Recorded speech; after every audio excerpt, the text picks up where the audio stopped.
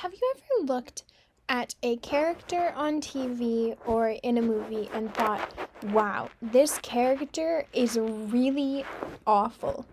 Like, people like them, but they're horrible. Well, I have. So, in today's speech, I would like to talk about how The Prodigal God book by Timothy Keller relates to media in our culture today.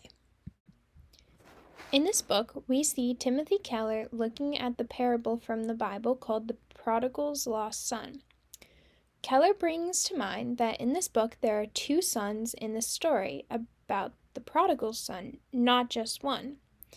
I think this is a really important detail because oftentimes we look at the story and we're only focusing on the son that ran away and then came back. We forget about the son who stayed.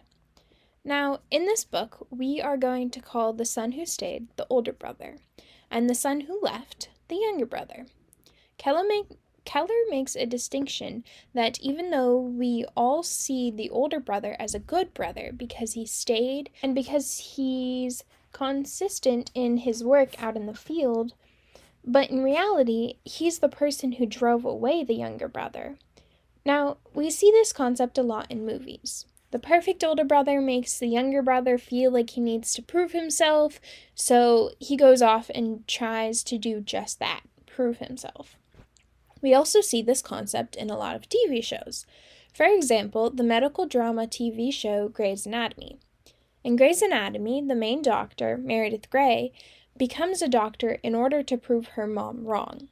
Her mom was a famous doctor, but she constantly told Meredith while she was growing up that she didn't have what it takes. And instead of Meredith listening to this, she tried to prove her mom wrong, which led to a lot of heartbreak and painful memories. But in the end, she became a successful doctor. Now, in this example, Meredith Grey is the little brother, and her mother, Ellen Grey, is the big brother. Meredith's mother drove Meredith away, but like in the Bible, in the parable, the prodigal son, the little brother didn't stay away. He came back, and so did she.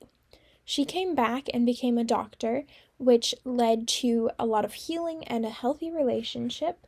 And she didn't let what the older brother, or in this case, her mom, said stop her from becoming a doctor. I want to show you a clip from one of the seasons of Grey's Anatomy where Meredith Grey has now become a successful doctor, and her mom, who at this point is suffering from Alzheimer's, becomes aware of her surroundings and what her daughter has done. And I just want to show you how Meredith's mom plays into that older brother role. Well, what's your life like? I really do want to know you, Meredith.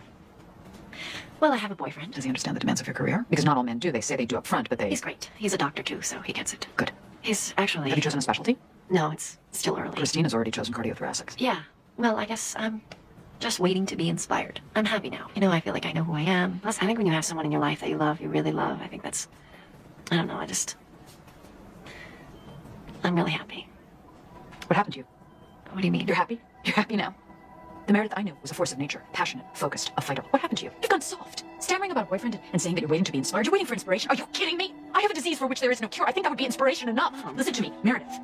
Anyone can fall in love and be blindly happy, but not everyone can pick up a scalpel and save a life.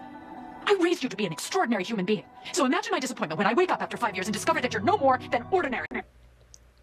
Not only is this seen in TV shows and movies, it's also seen in real life.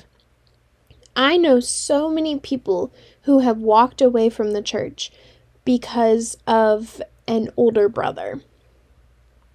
Last week in Sunday school, our pastor was talking about how in a ministry called the Alpha, there was an older gentleman who was responding to these non-believers with, oh, you just have to have a little bit more faith, or, oh, you just have to remember that God is all-powerful and he can control it.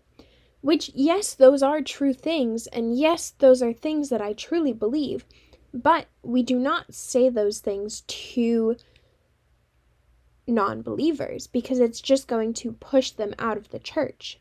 We do not want to be the older brother in this scenario. W. Burr says that about 40 million Americans have left churches and other religious institutions in the last 25 years. And about half of those people are people who left because of some kind of church hurt. Maybe it was because they felt judged by their pastor or their peers. Maybe it was because they felt like they didn't belong because they didn't have the same beliefs as others, and those other people made them feel bad for that. Whatever it is, I think that we need to find a solution to this, because if we continue down this path, we are going to have more and more people being hurt by church hurt and more people leaving the church. Thank you.